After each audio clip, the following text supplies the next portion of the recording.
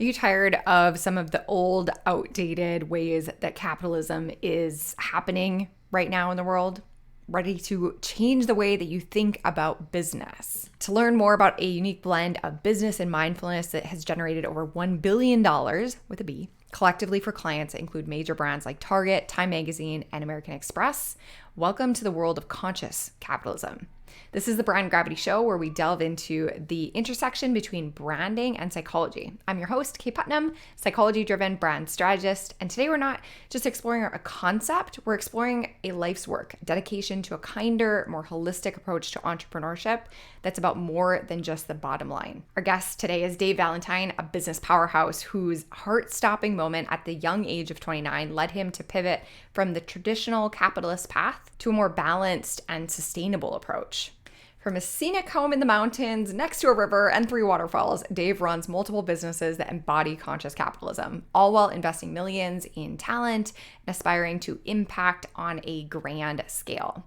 Stay tuned as we unravel Dave's inspiring journey, his philosophy of conscious capitalism, how he intends to influence the world by being too big to ignore. Buckle up, let's get to the conversation.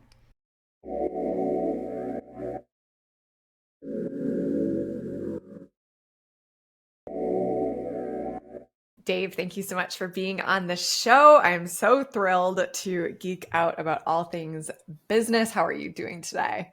I'm so good. It's so exciting to me to be here with you. So yeah, I'm pumped for this conversation. Sweet. Okay, I'm going to dive right in and ask a heavy question. I hope that's okay. You had a health scare at age 29 Yeah. that completely changed the way that you were building businesses. Can you tell us that story? Yeah, so I built this Facebook and Instagram ad agency up to over $1 million in revenue. And and most people don't know, and I say this on podcasts now so that people do, only 3% of agencies ever achieve $1 million in revenue in a single year. And so Wow. by all accounts, I was super successful. And, I was 29. My wife was like, hey, we have our second kid on the way. You haven't had a physical since you're in college. Maybe you should go see the doc. Sure, I'll go see the doc. Go in, do tests, come back the next week. Doctor goes, hey, Dave, I got a question for you. How do you know when you're going to have a heart attack? And I was like, that is a weird question. And he goes, you don't know. You just have one. He said, we've tested 4,500 people. You're the most stressed out person we've ever tested. It's not even close. I was like, whoa. He goes, so if you don't change, you're not going to see 40. Like, you're just not going to make it. So I had to come to grips with what I had been doing. I was an athlete in high school and college. And in the course of getting married, having 2 kids, starting a business, I'd stopped taking care of myself completely, right? I had gotten just totally immersed into the business, and to the point where it was like, that's all I did was really work. So I wasn't working out. I would literally drink coffee until late in the afternoon, and then I would switch to drinking alcohol so that I could come down. So I realized some things Mhm. like immediately, and I just gave myself some easy steps to change in the beginning days. Like 3 days after that conversation, I said, okay, you have to do 2 things every day. One is you have to drink a glass of water, just one, because I was realizing as I reflected, wow, there are days when you haven't had a single glass of water. That's horrible. That's horrifying. And then the second one was just get out and walk for 5 minutes. And most days I would walk for 30 minutes or an hour, or I'd even do a light jog, or I would drink 5 cups of water or whatever, right? But there would be other days where like, oh my gosh, it's 10 o'clock at night. I'm exhausted. I haven't had a glass of water. I haven't gone for a walk. I need to do both right now. So I'd walk around the block and drink a glass of water and call it good. And so it really affected my personal life, but then it also affected how I started to build out businesses too. And really starting to go, okay, how do I run a service business like it's a product? Because every agency owner is like, I Mm. want to do e-commerce. And a lot of them do. And then they realize they have similar problems. It's not like it solves everything overnight. So I really started to figure out, like, how do I productize a service-based business and systematize and scale up what we have going on. Yeah. Yeah. Amazing. And you have several businesses now that have generated over $1 billion for your clients. Fast forward to what does life and business look like right now? Well, I just sold one of the agencies a few weeks ago. So Yeah, Amazing. pretty exciting. And right now it looks like trying to simplify my life. So I'm actually 5 of the remaining 6 businesses I'm in the process of trying to sell as well. And most of my days though are working from the woods, hanging out in the river, playing with my 3 kids that are all under the age of 10. Like I have figured out for myself, my best work is really when I don't do as much work. So giving myself Mm-hmm. lots of time and space for, hey, I'm going to go lift. Hey, I'm going to sauna. I'm going to jump in the cold, frigid mountain water. I'm going to read. I'm going to walk. And then I'm going to do some work. And so it's finding a rhythm that's worked for me that really kind of makes a big difference. And I have some really amazing people that I work with at each of those companies that really runs the day-to-day operation. And then I just kind of get to be the coach consultant that's helping them achieve their goals. And Mm. so that's a pretty sweet spot to be in. The more headspace that I have, the better I do. And so, yeah, my days and weeks are pretty light, pretty relaxed. The dream. That's Mm-hmm. amazing. From what I understand, you have adopted the principles of conscious capitalism in Yeah. the effort of growing these businesses. For people that aren't familiar, what is conscious capitalism? Yeah. So I gave a TED talk on this recently. Y'all can find it on YouTube. It's out there. But it's basically this idea that business is fundamentally for people and not spreadsheets. Mm. Like it's built to benefit people, right? So we have done some things that are unique and some that aren't. We've just taken ideas and principles from abroad and brought them stateside. So one of the ideas that we brought stateside was the idea of microloans, right? So this works in a lot of third world countries where someone will give a single individual like $300 to go open up a stand, buy inventory, and sell products in a marketplace. And a lot of times they work with single moms or people that are experiencing some sort of crisis or traumatic experience and they need a way to make money. So it works really well, actually. We've taken that idea and brought it back to the States and said, okay, so what we're going to do is really, really talented practitioners that we know are great at what they do. We're going to talk with them, put them through kind of a training program that I've put together, and then help them launch a business, give them financing, give them resources, give them all sorts of stuff. And then they get to run the business. They don't have the cash, but they've got the skills.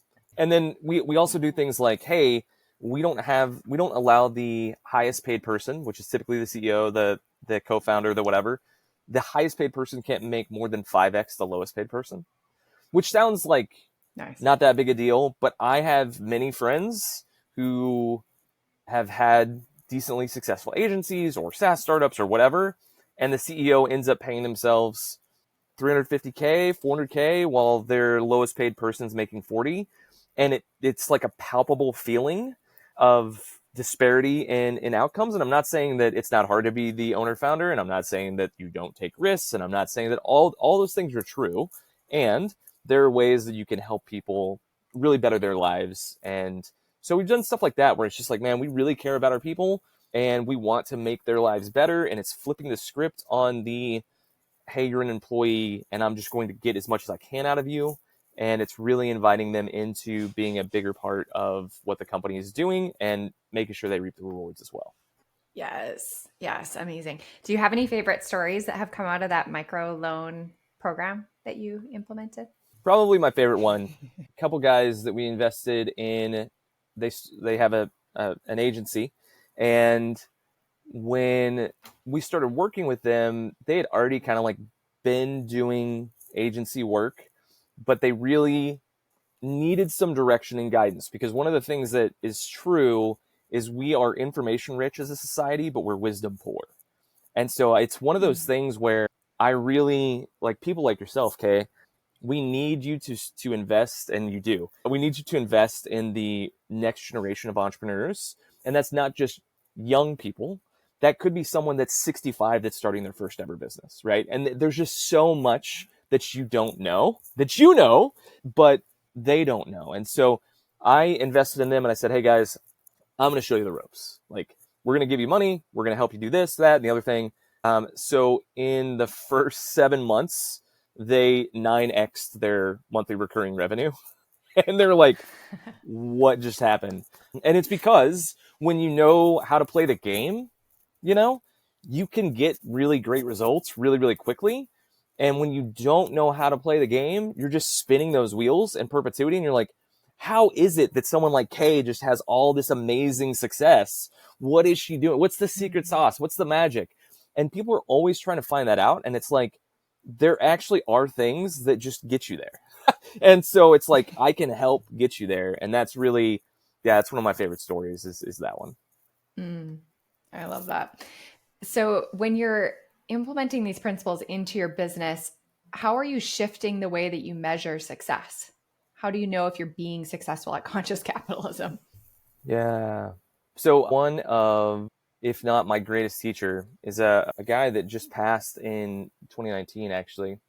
And his name was Ram Dass, Jewish guy. Mm-hmm. Are you familiar with him, Kaye, at all? Yeah. I own Yeah. one of his books. Oh, beautiful. Mm-hmm. So he actually started kind of this movement back in the 70s where he was helping business leaders really understand what it meant to make the world a better place while running a business. Some of his early followers and people that still subscribe to his ideas would be Ben and Jerry's, like the ice cream guys.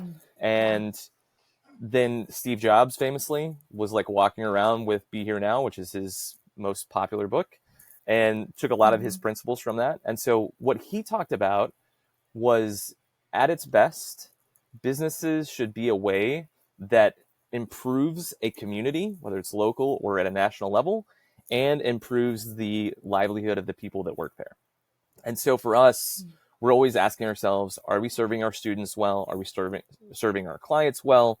Whether that's for the flight school, one of the agencies, one of the SaaS products, right? Like my consulting firm, how are we serving them?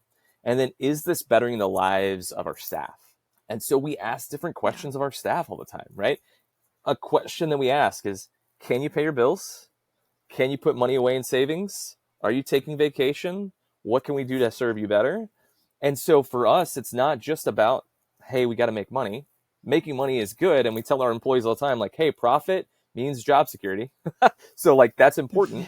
Yeah. And we just know that like, it's way more important for those people to have an amazing life that extends beyond the workplace. So last year, we gave out $500,000 in inflation only raises. And then we gave out performance raises on top of that because it was killing everybody, right? Like people were just like, Yeah. hey, like things are tight. I'm having trouble buying food. And it's like, we're going to change that paradigm real fast. So it's for us, the way that we measure success now is like, are we bettering the community that we're trying to serve? Are we bettering our employees' lives? Are we profitable? Those are really the three things. And for the most part, you know, we've set up our companies to be planet friendly as well. Everybody works from home, and the only exception being the flight school. And the flight school, we got exceptionally fuel efficient airplanes. So unlike most planes, they are not just guzzling through gas. They're actually using less than a car. So it's pretty effective. Amazing. Okay. There's got to be an entrepreneur that's listening to this that says, yes, I want this. Yes, please. Like, I want my business to reflect this, but it already like feels tight. It already feels like there's not enough money. How do I invest more into people? How do I invest more into giving back? What advice would you give to that entrepreneur? Yeah. So if you feel like you're already redlined, you may have to fix some business problems first, right? Like there may just be some things that are going on with your business that are not fully functioning at the highest level. So the places that I always start with people, whether they're an agency owner, they're running e-commerce sites, they're anything, I'm like, hey, where's your lead gen? How's that going for you? And most of the people that I talk to, if they're running an agency, they're like, it's referrals. If it's e-com, it's paid traffic. And so the paid traffic for the e-com is great because it can scale. It's terrible because when the platforms change, and they always change, it can tank your sales overnight. And so it's like you have to find other ways and avenues to get that traffic. For agencies, Yeah. they're like, yeah, I just live on referrals and that's what I want to do. And I've told people about referrals. I'm like, that's great.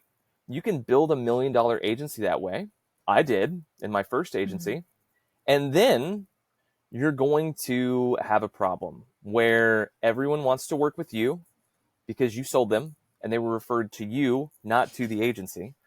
And you don't want to do that anymore. So then what do? The clients that love Yeah. you, they're not going to stay around, right? So you're going to have to find a way to do lead generation so that you can get new clients and sustainably have them. And then when you do, you will have the ability to actually own a business where you don't have to be in it every day. So that's really the lever that I tell people to pull on. I'm like, figure out your web traffic, figure out your lead generation. It's the most important thing if you want to be able to do some of these ideas. Once you get that figured out, you will have cash flow. You can figure out other problems because inevitably when you solve a problem, you're creating a new one or 5, right? And so it's like, great, we got more sales. Yeah. Now we got to hire people. Oh no, our project management system's broken now. Wow, what are we going to do? And it's like, right. So that's typically where I tell people, like, you want to do these ideas, you can't do these ideas and not have a good business. So like, let's get you some good business principles and you can have these ideas Mm-hmm. baked in and be talking about them.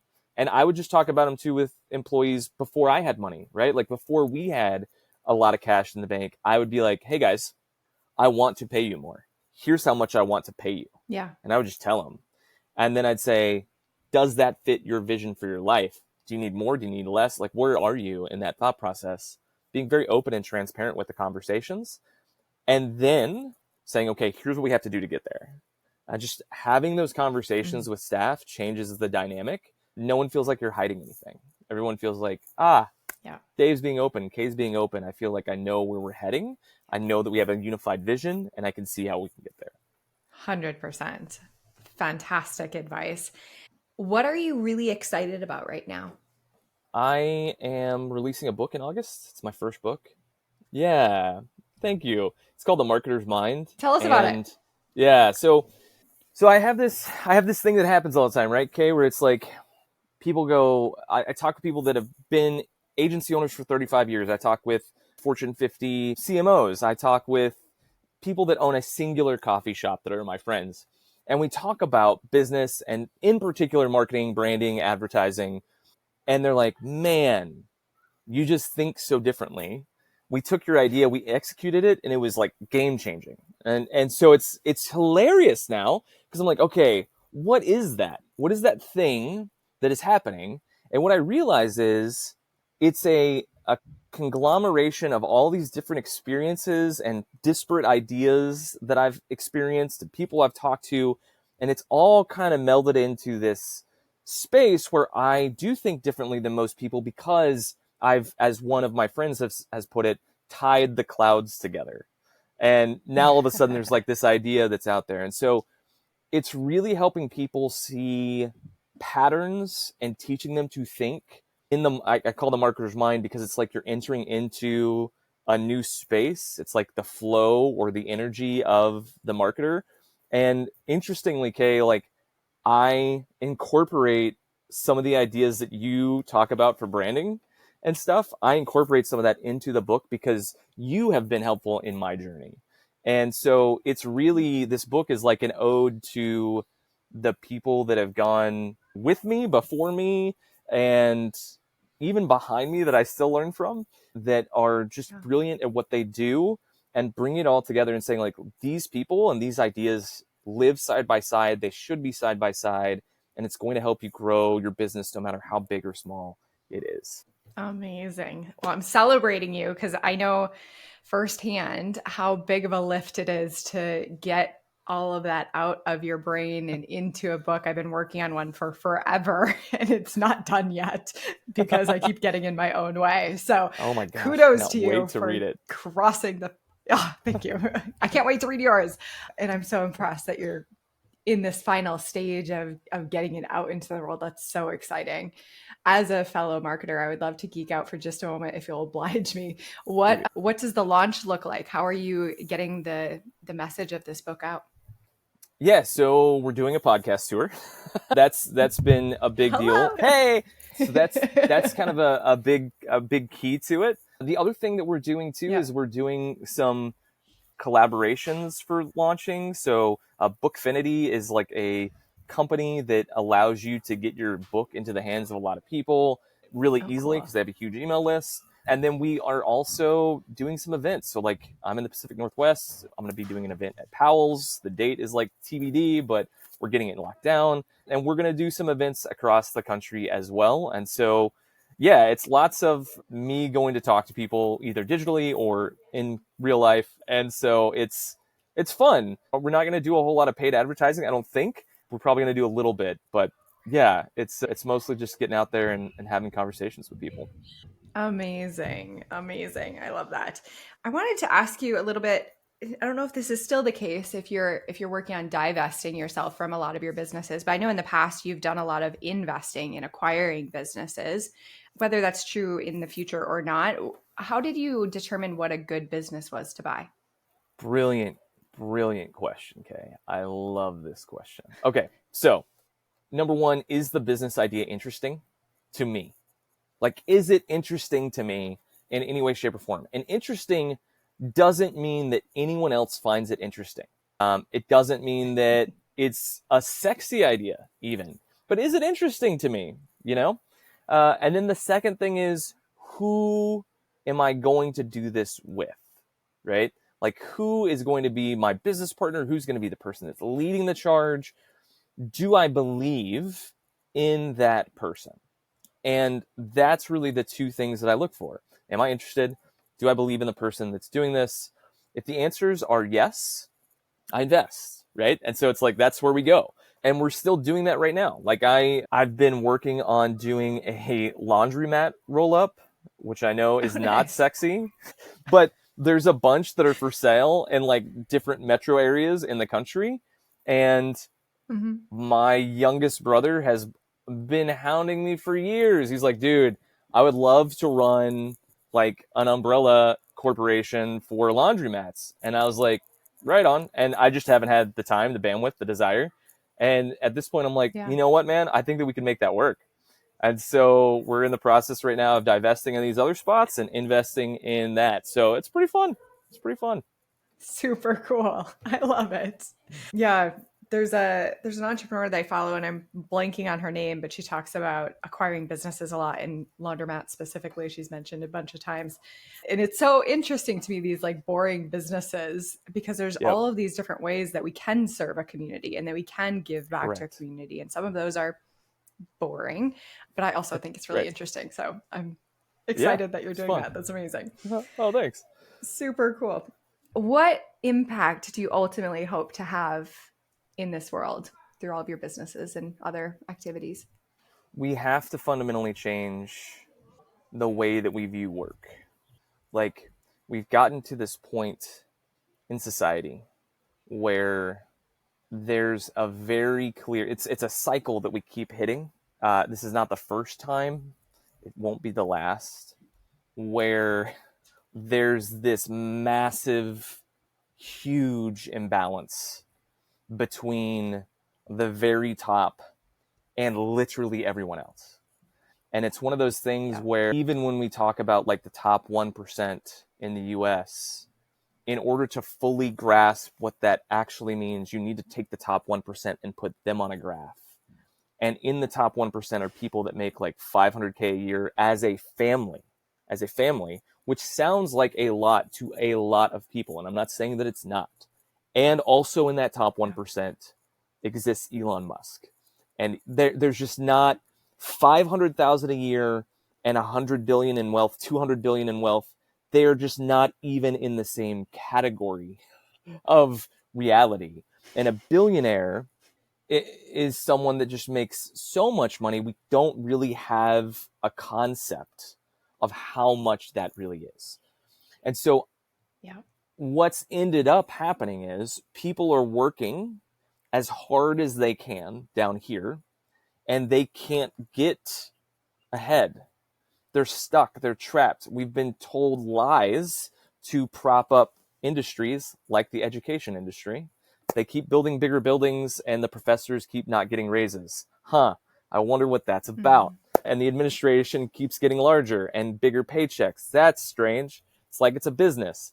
So I think it's one of those things, Kay, where to me, I just look at it and I go, I like capitalism as an idea, and I believe that it has to be done consciously. And part of that means we actually have to create time and space for how people can work in such a way that they're going to love their life, pay their bills, and really have the things that are meaningful to them occur. And so giving us a better way to do that, I mean, SAG's on strike, the Writers Guilds are on strike, I think UPS workers are about to go on strike. We don't have enough teachers in classrooms, but we're spending more money than ever. What is happening? Things are broken. And it's like there are things that are so practical that we can do to make this work. And it's time for us to get into it and fix it.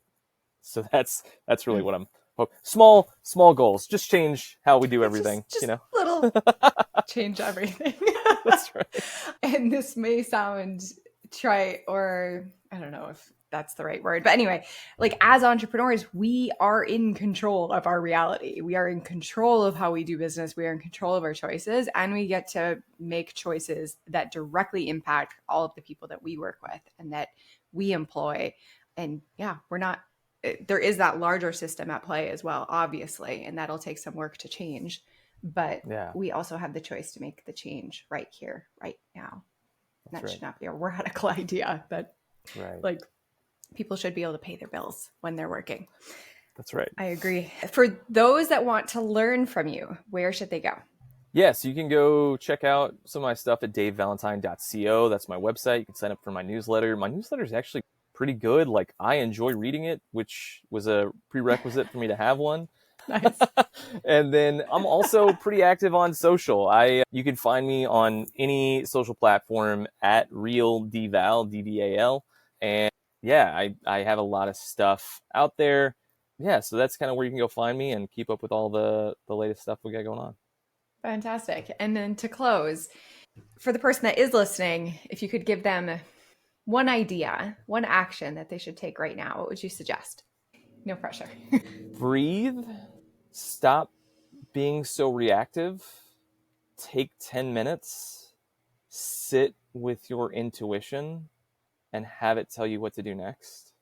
This thing that we've built where we just react, isn't serving us well. So sit with your intuition and then respond, which is different. When you start to do that, it's amazing what will change in your life. Powerful. Thank you so much for sharing your genius and your wisdom. I enjoyed every moment of this conversation. Thank you. Thank you so much. Oh, thank you, Kay. This has been great. I would love to continue this conversation. In what ways do you think that business needs to change? What are some of the outdated, ineffective, crony capitalism themes that you still see in business today that you wish would go away? If you're here on YouTube, leave a comment below. If you're listening on your favorite podcasting app, send me a DM on Instagram, or come over to the YouTube comments and let me know what you think. I would love to hear your opinions, your thoughts, and to continue this important conversation. Thank you so much for listening, and I will see you in the next episode.